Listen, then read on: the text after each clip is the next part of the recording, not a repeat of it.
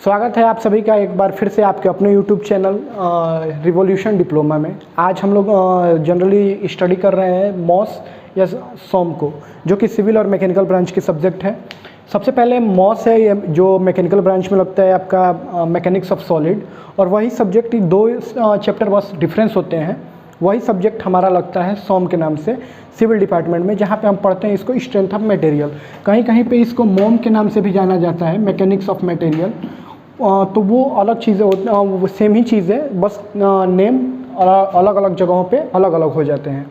आज हम इसको स्टडी कर रहे हैं, तो इसको स्टडी करने से पहले हम जनरली कुछ और आपसे एक चीज़ कहना चाहेंगे कि आपको हिंदी की क्लासेस कल से अवेलेबल कराई जाएंगी। आज जनरली ये क्लास इंग्लिश में ही रहेगी। अगर आपको कहीं पे कोई भी प्रॉब्लम होती है तो आप हमारे व्हाट्सएप नंबर पे कांटेक्ट कर सकते हैं। व्हाट्सएप नंबर है 9838841927 पे। उसके अलावा आप सब जानते हैं कि हमारा फेसबुक पेज है, उसको भी फॉलो कर सकते हैं। और जनरली स्टार्ट करते हैं आज की अपनी वीडियो, अपना ये लेक्चर। जब भी हम इस बात करते हैं मॉस या सोम की, इसको जनरली हम मॉस के नाम से ही जानते हैं, यहाँ पे स्टडी करेंगे। तो इसका फुल फॉर्म होता है मैकेनिक्स ऑफ सॉलिड।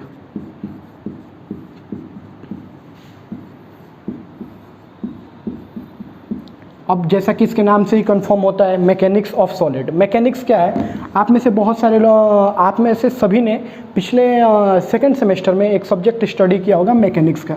मैकेनिक्स क्या है? वो साइंस का एक ब्रांच है जिसके अंतर्गत क्या है कि हम फोर्स की एनालिसिस का अध्ययन करते हैं। किसी भी बॉडी पे फोर्स कितना लग रहा है, फोर्स लगने के बाद उसके रिएक्शन क्या हो रहे हैं, फोर्स के बाद वो बॉडी का बिहेवियर क्या हो रहा है, ये स्टडी करते हैं। तो मैकेनिक्स की अगर हम बात करें जनरली, तो मैकेनिक्स की हमें ज़रूरत क्या है? तो मैकेनिक्स की ज़रूरत हमें तब पड़ती है कि मान लीजिए कि हम इस बिल्डिंग में हैं या इस घर में हैं या फिर कहीं पर भी सड़क पर हैं। अगर मान लीजिए कि इस बिल्डिंग को हमने बना दिया और बिल्डिंग खड़ी होने के बाद ऊपर से एयर का प्रेशर लग गया, कभी आंधी आ गई, बाहर से फोर्स लग गया और बिल्डिंग गिर गई, तो हमें पता ही नहीं है कि ये मटेरियल कैसा बिहेव करता है। तो उसके लिए ही हम लोग क्या करते हैं कि मैकेनिक्स के अंतर्गत उसका अध्ययन करते हैं कि mechanics is a branch of science. इसके जनरली मैकेनिक्स की डिफिनीशन तो आप लोग सभी लोगों को पता ही होगी कि mechanics is a branch of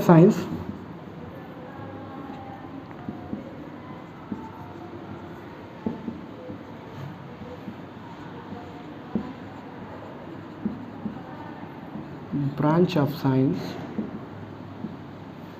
which deals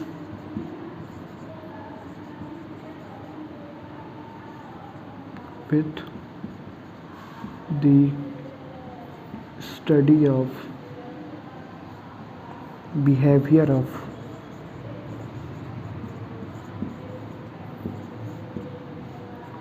forces on a body। जब भी हम किसी भी बॉडी का बिहेवियर स्टडी करते हैं, जब उस पर फोर्स लगाने के बाद, तो उसको क्या करते हैं वो मैकेनिक्स के अंतर्गत वो आता है कि हम उसको स्टडी करते हैं। दूसरी चीज़, अगर हम इस मैकेनिक्स को अगर आप नोट करना चाहें तो इस डिफिनीशन को नोट कर सकते हैं। दूसरी चीज़, अगर हम मैकेनिक्स को इस फॉर्म में देखें कि मैकेनिक्स को क्लासीफाई किया जाता है फर्दर थ्री पार्ट्स में।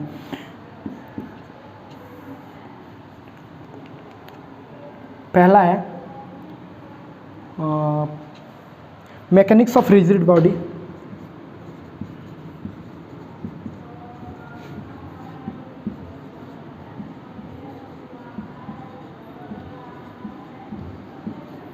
दूसरा है mechanics of deformable body, mechanics of deformable body,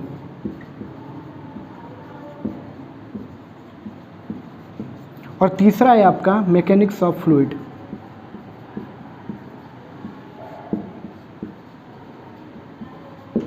fluid से यहाँ पे एक जो टर्म है ये फ्लूइड से हम लोग जनरली क्या समझते हैं कि फ्लूइड मतलब लिक्विड। यहाँ पे लिक्विड नहीं, जब भी हम फ्लूइड की बात करते हैं तो फ्लूइड इट्स नॉट मीन कि फ्लूइड मतलब लिक्विड होता है। फ्लूइड मीन्स लिक्विड और प्लस गैस। ये सबसे पहले हम बात करते हैं मैकेनिक्स ऑफ रिजिड बॉडी की। मैकेनिक्स ऑफ रिजिड बॉडी यानी कि इसको हम अलग करते हैं, कब भी कहते हैं इंजीनियरिंग मैकेनिक्स। EM के नाम से भी जानते हैं इसको, मैकेनिक्स ऑफ रिजिड बॉडी को। रिजिड बॉडी यहाँ पे जैसा कि शब्द है, सबसे ये टर्म्स है रिजिड बॉडी।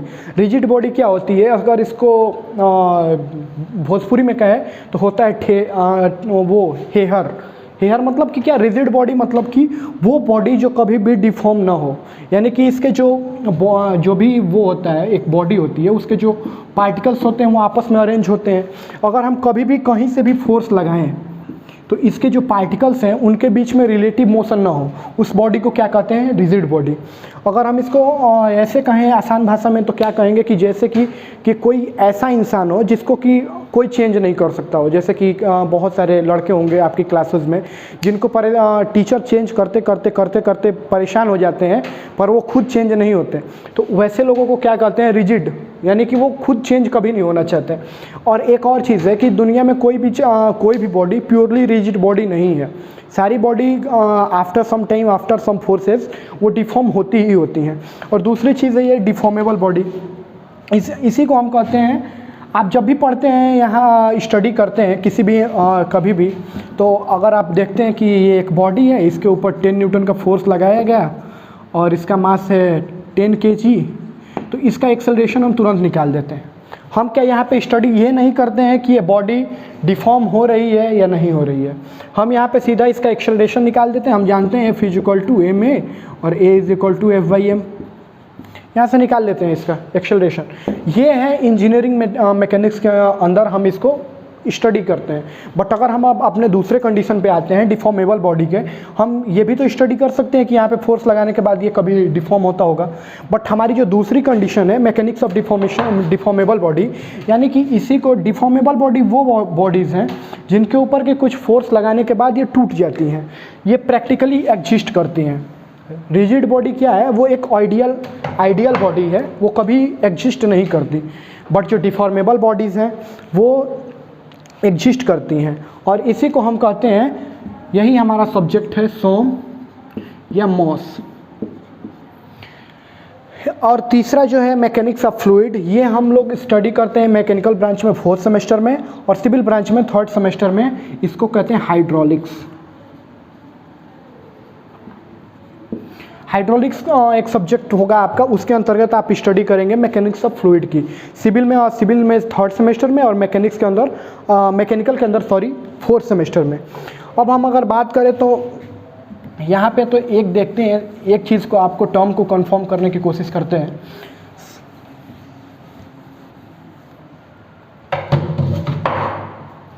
जो भी डिफॉर्मेबल बॉडी होगी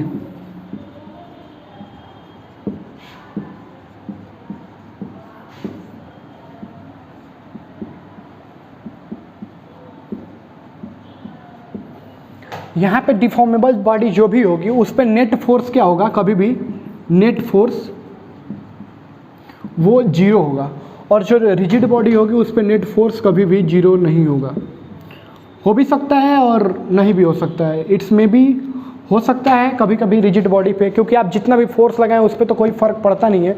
तो रिजिड बॉडी पे हो सकता है कि फोर्स 0 भी हो, और हो सकता है कि फोर्स 0 ना हो, लेकिन डिफॉर्मेबल बॉडी पे हरदम फोर्स 0 होना ही चाहिए। जैसे मान लीजिए एक एग्जांपल लेते हैं, ये है एक डब्बा है, और हम इस पे लगाते हैं 10 न्यूटन का फोर्स इस साइड की तरफ, और अनदर 5 न्यूटन का फोर्स इस साइड की तरफ। क्या इस पे नेट फोर्स 0 है? बिल्कुल नहीं है। जब भी हम इस पे फोर्स लगाना स्टार्ट करेंगे तो ये बॉडी पे एक फोर्स जनरेट होगा, 5 न्यूटन का रिजल्टेंट फोर्स इधर की तरफ, बॉडी उधर की तरफ डिस्प्लेस होना शुरू हो जाएगी। अगर वैसे ही दूसरी कंडीशन लेते हैं, 5 न्यूटन का ऊपर से लग रहा है और नीचे से लग रहा है 10 न्यूटन का, ये बॉडी कभी भी इधर डिफॉर्म तो होगी नहीं, क्योंकि इस पर नेट फोर्स 0 नहीं है।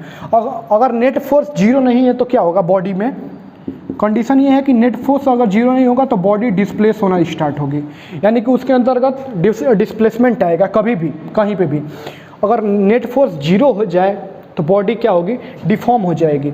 यानी कि देख लीजिए, अगर यहाँ पे क्या होगा, इधर से भी 10 न्यूटन और इधर से भी 10 न्यूटन, जैसे ही लगना स्टार्ट हुआ क्या होगा, बॉडी में स्ट्रेस जनरेट होगा और उसके बाद से ये डिफॉर्म हो जाएगी, क्योंकि यहाँ पे डिस्प्लेसमेंट नहीं होगा। दोनों अलग अलग चीज़ें हैं, पहला है डिफॉर्मेशन और एक है वर्ड डिस्प्लेसमेंट। इसको समझने के लिए हम एक नॉर्मल छोटा सा एग्जांपल लेते हैं। मान लीजिए कि आप एक एरोप्लेन में बैठे हुए हैं और आप ट्रेवल कर रहे हैं। एरोप्लेन में बैठने के बाद क्या है कि अंदर जितने भी लोग बैठे हुए हैं वो अपनी पोजीशन से कहीं अलग दूसरी जगह नहीं जा रहे हैं, एक ही जगह पे बैठे हुए हैं, यानी कि वो प्लानिंग वे में अरेंज किए गए हैं।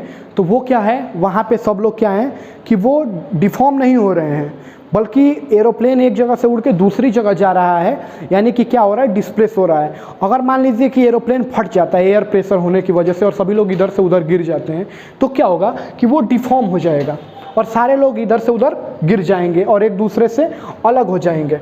अब आते हैं हम अपने सब्जेक्ट पे, जो कि आपका मैकेनिक्स है, मॉस है। मॉस के अंतर्गत हम स्टडी करते हैं सॉलिड के किसी भी बिहेवियर को। और जैसा कि हम सभी जानते हैं कि इसके बेसिक से अगर हम स्टार्ट करें तो सॉलिड मिल के कहाँ से बनना स्टार्ट होता है। सॉलिड की सबसे बेसिक स्ट्रक्चर, जैसे कि इस बिल्डिंग की ईंट है, वैसे ही सॉलिड का सबसे बेसिक स्ट्रक्चर क्या है, एटम है। एटम से क्या बनता है आप लोगों को पता है, जैसे कि पहले से ही एटम से बनेगा मॉलिक्यूल और मॉलिक्यूल से बनता है मैटर। जब भी मैटर की डिफिनीशन जनरली आपको पता ही होगी कि जो जगह घेरता है, स्थान घेरता है और जिसके अंदर वॉल्यूम होता है उसको क्या कहते हैं हम, मैटर।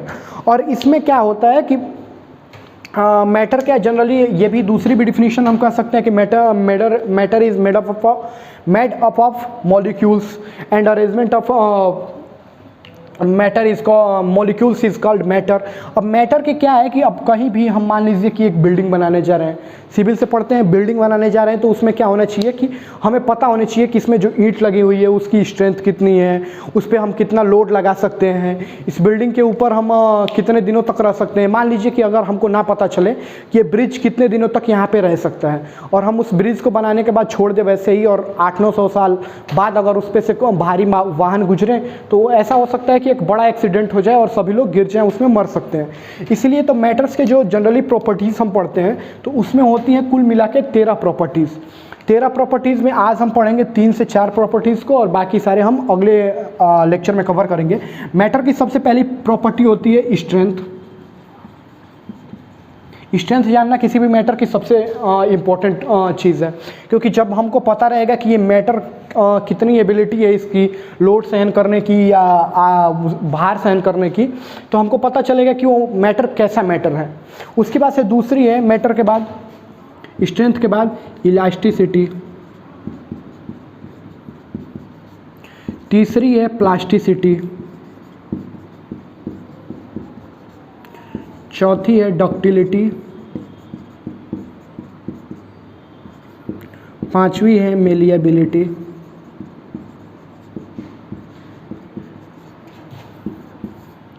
टफनेस, सातवीं है हार्डनेस।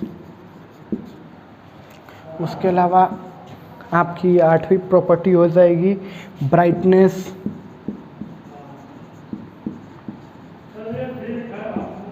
9वीं प्रॉपर्टी उसके बाद से ब्राइटनेस के बाद फटीग,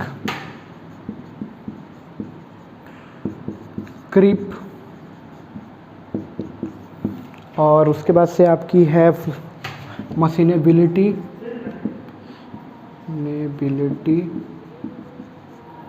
12वीं है वेल्डिएबिलिटी,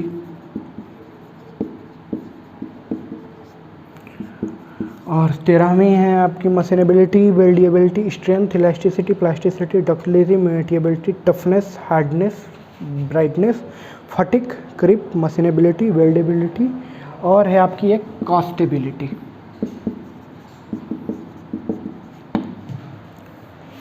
देखिए ये है मैटर की मेनली प्रॉपर्टीज़, जिसके बेसिस पे हम क्या करते हैं कि मैटर कैसा है ये चेक करते हैं। सबसे पहली चीज़ की अगर हम बात करें स्ट्रेंथ की, सबसे पहले अगर हम स्ट्रेंथ की बात करें, स्ट्रेंथ इन जनरली अगर हम जनरल शब्द में कहें तो क्या, इसको समझने के लिए हम एक एग्जाम्पल लेते हैं। इसको हिंदी में क्या वो जनरली का क्या कह सकते हैं समझने के लिए, औकात। औकात से तात्पर्य ये है कि हम क्या किसी को कभी भी धमकी देते हैं तो हम क्या कहते हैं कि तेरी औकात कितनी है, मैं देख लूँगा। औकात से तात्पर्य क्या है कि जब वो अपना पूरा जोर लगा ले अगर हमारी तरफ, फिर भी अगर हम थोड़ा भी डिफॉर्म ना हो, थोड़ा भी अपनी जगह से ना कुछ हिले, ना ही कुछ हमें डिस्टर्बेंस हो, तो उसको क्या कहेंगे कि उसने अपनी पूरी जोर लगा ली पर हमें कोई डिस्टर्बेंस नहीं हुआ, हमें कोई दिक्कत नहीं हुई, तो उसको कहते हैं औकात। द मैक्सिमम एबिलिटी, इसको अगर डिफाइन करें तो इन जनरल डिफाइन कर सकते हैं the maximum the ability of a material to bear maximum load. Load और वेट एक ही होता है, आप जैसा कि सभी जानते हैं। और इसमें अगली कंडीशन क्या है, जो मैक्सिमम लोड या वेट वियर करता है कब, विदाउट ब्रेकिंग, विदाउट ब्रेकिंग या ब्रेक डाउन दोनों कह सकते हैं, ब्रेक डाउन। मतलब कि क्या है कि वो मटेरियल जो कि स्ट्रेंथ क्या है किसी भी मटेरियल की, वो प्रॉपर्टी है कि वो बिना ब्रेक हुए कितना मैक्सिमम लोड वियर कर सकता है, उसको क्या कहते हैं, स्ट्रेंथ। अब स्ट्रेंथ के बाद से दूसरी जो आती है हम लोगों की प्रॉपर्टी, वो क्या है, इलास्टिसिटी।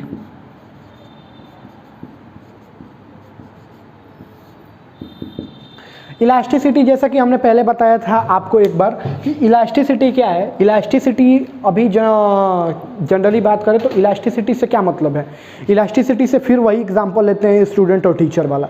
क्या है कि टीचर को किसी भी स्टूडेंट को सुधारने के लिए बहुत मेहनत कर रहा है, आपकी मतलब इन जनरल क्लास में रहे होंगे कि टीचर बहुत मेहनत करते हैं किसी लड़के को सुधारने के लिए, बट वो कसम खा लेता है कि मुझे नहीं सुधरना है। तो क्या होता है कि जब टीचर सामने आते हैं तो वो उनको देख के ऐसे बिहेव करता है जैसे कि वो पूरी तरह से सुधर गया हो, बहुत अच्छा लड़का है। लेकिन जैसे ही वो उसके सामने से हटते हैं तो क्या होता है कि स्टूडेंट ऐसे बिहेव करता है जैसे कि वो पहले जैसा था। तो इलास्टिसिटी मटेरियल की किसी भी मैटर की वो प्रॉपर्टी है जिसपे कि अगर फोर्स लगाने के बाद बॉडी क्या हो कि अपने पोजीशन से जब फोर्स अप्लाइड हो किसी भी बॉडी पे तो उसके पोजीशन में चेंजेस आ जाएं, बट जैसे ही फोर्स हटा लिए जाएं तो वो अपने ओरिजिनल पोजीशन में आ जाए।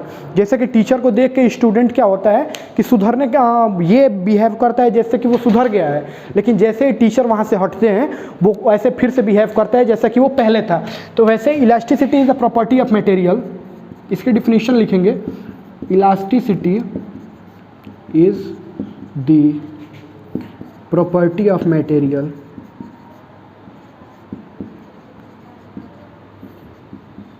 by virtue of which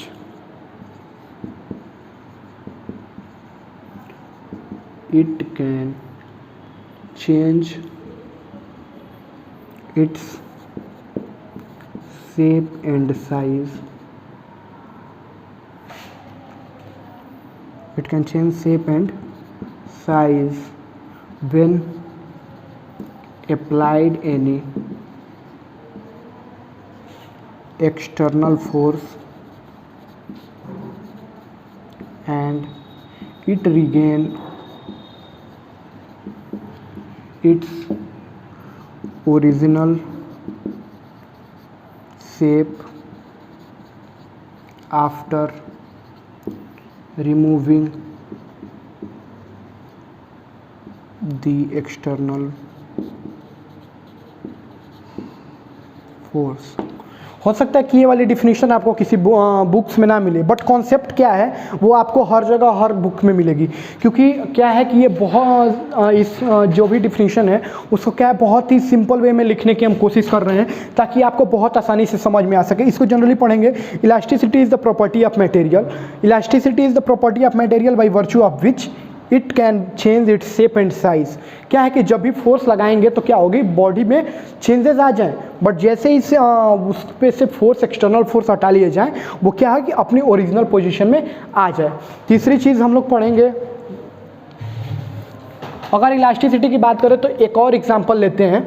generally अगर हम अपने रिश्तों की बात करें, बहुत सारे लोग अपने रिश्तों को लेकर बहुत पॉजिटिव होते हैं। तो क्या होता है, मान लीजिए ये आप हैं, आपको एक ही दिन में आपके बुआ के घर से भी निमंत्रण आता है और आपके ननिहाल से भी आता है। बहुत सारे लोग ऐसा होता है कि एक ही टाइम पे कई जगह शादियाँ पड़ जाती हैं, पहले जब शादियों के सेशन चलते थे तो बहुत सारे लोग ऐसे फ्लेक्सिबल होते हैं कि वो एक ही टाइम जैसे ही वहाँ से छूटते हैं दूसरी जगह चले जाते हैं, वो अपने रिश्तों को लेकर पॉसेसिव होते हैं जैसे और अगर कुछ लोग ऐसे होते हैं कि एक जगह जाते हैं दूसरी जगह नहीं जाते हैं। मान लीजिए कि आप अपने बुआ के घर गए तो अगली बार क्या हो गया कि आपके ननिहाल से आपका रिश्ता टूट गया, या फिर आप अपने ननिहाल चले गए तो फिर अगली बार से क्या हुआ, बुआ के यहाँ से आपका रिश्ता टूट गया। तो क्या हुआ, आप एक जगह तो जुड़ रहे हैं बट दूसरी जगह नहीं जा पा रहे हैं, तो उसको क्या उसमें क्या आ जाएगा, प्लास्टिसिटी में। अब अगर प्लास्टिसिटी की बात करें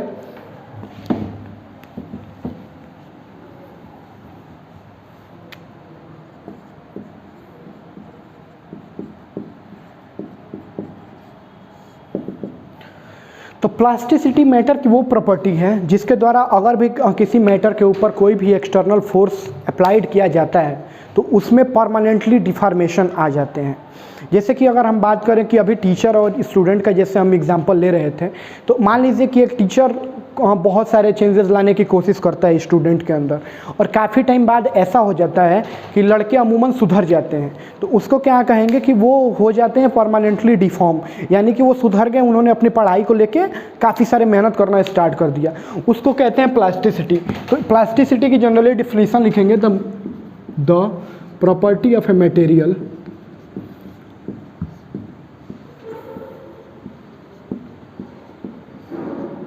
by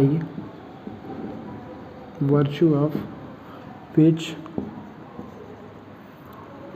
its shape and size can be permanently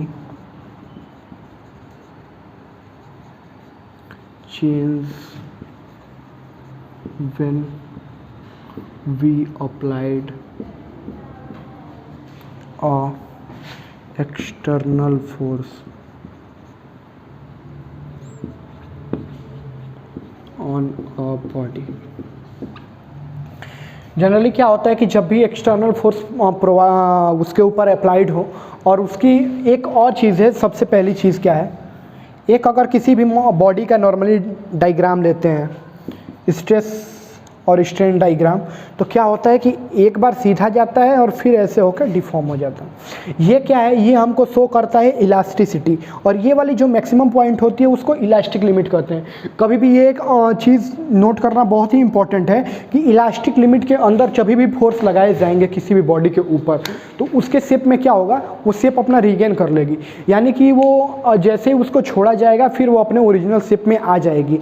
but elastic limit के अगर ऊपर फोर्स फिर से लगाए जाते हैं, यानी कि इलास्टिक लिमिट से ज़्यादा लगाया जाता है, तो फिर वो प्लास्टिसिटी की प्रॉपर्टी शो करती है, यानी कि उसके शेप और साइज़ में क्या होता है, परमानेंटली डिफॉर्मेशन आ जाता है। आज के सेशन बस यहीं तक था। आप हमारे वीडियोस को अगर यूट्यूब पे देख रहे हैं तो हमारे चैनल को सब्सक्राइब करिए और अपना सपोर्ट बनाते रहिए। कल के वीडियोस को आप लोगों ने बहुत ज़्यादा पसंद किया, उसके लिए बहुत बहुत धन्यवाद।